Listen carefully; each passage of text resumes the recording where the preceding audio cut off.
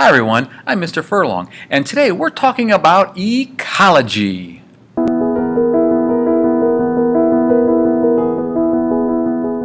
Today we're going to look at a very simplistic view of ecology, looking at some basic relationships within an ecosystem. So let's first give a definition for what ecology is. It's the study of the relationships among organisms and their environment. So what we are looking at here is a typical food web, and you can see that we have arrows, we have pictures of some plants and animals, and this is showing us not only the movement of energy from one organism to another, but we can also infer some relationships from them. We'll look at those relationships in another video. One thing we have to keep in mind is that these relationships are very complex. Ecology can be a very difficult science to study. Let's look at one of these examples.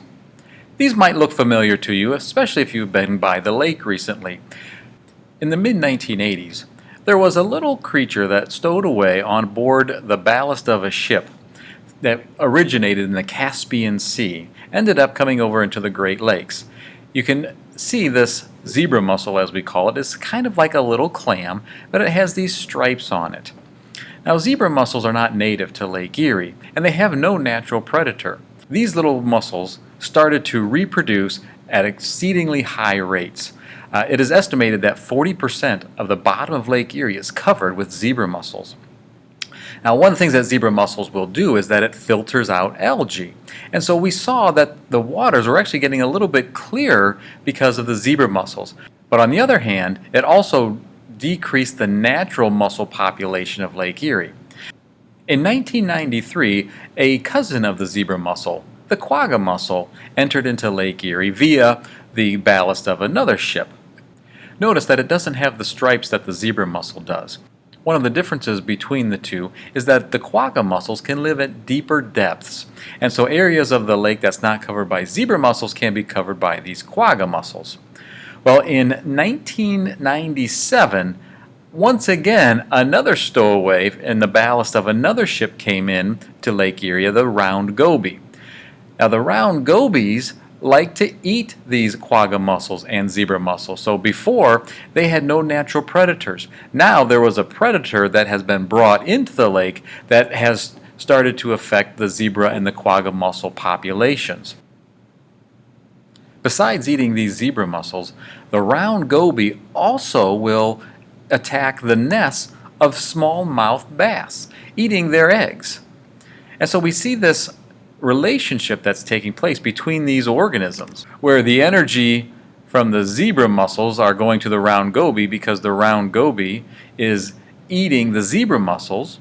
Energy from the smallmouth bass, in particular their eggs, are going to the round goby because the round goby is eating the eggs from the smallmouth bass, but also the older bass are getting energy from the round gobies because the smallmouth bass are eating the round gobies.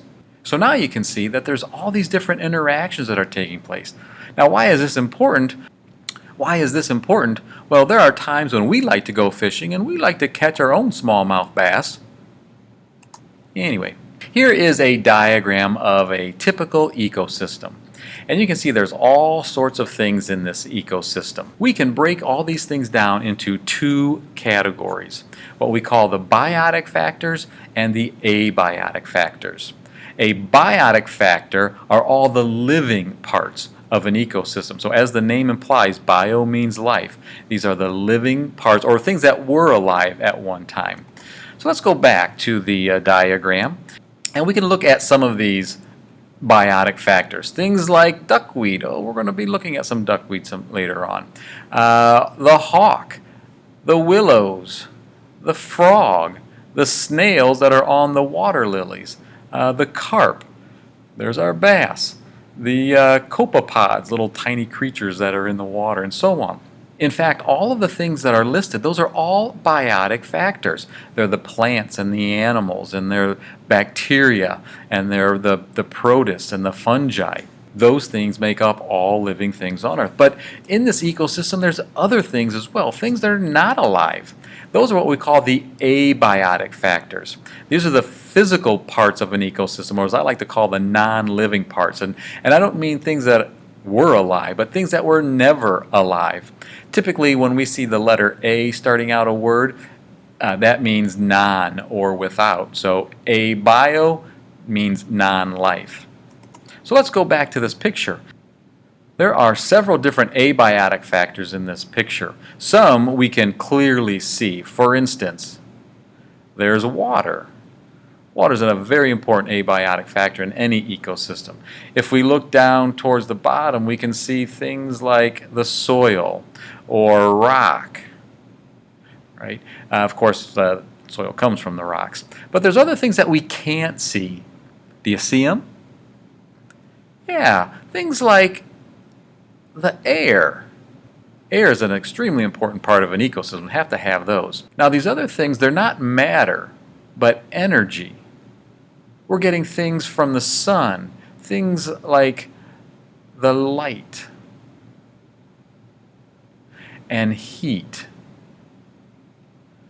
Those are very important abiotic factors as well, and later on we'll talk about why that is so. So we just barely touched on these different types of relationships that take place in an ecosystem, and over time hopefully we'll develop a deeper understanding of how ecosystems work.